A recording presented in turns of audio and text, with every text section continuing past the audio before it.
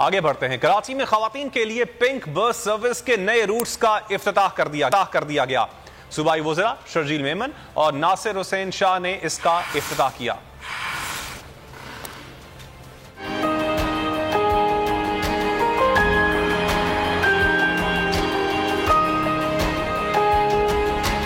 सिंध की खवातीन का तरक्की की जानिब एक और कदम। खवातीन के लिए मखसूस पिंक बस सर्विस के एक और रूट का इफ्तिताह। सूबाई वज़रा शर्जील मेमन और नासिर हुसैन शाह ने नए रूट का इफ्तिताह कर दिया। मीडिया से गुफ्तगू करते हुए शर्जील मेमन ने कहा कि दुनिया भर के तरक्की याफ्ता ममालिक में भी खवातीन के लिए इस तरह की बस सर्विस मौजूद नहीं। उन्होंने मजीद कहा कि सिंध भर में खवातीन के लिए मजीद बस सर्विस शुरू करेंगे।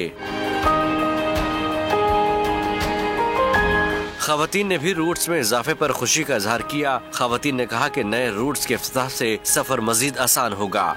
जब पहले सफ़र करते हैं वहाँ पर बहुत ज़्यादा रश होता है, फिर मर्द हजरात भी आ रहे होते हैं, उस वजह से बहुत अनकंफर्टेबल फील होता है।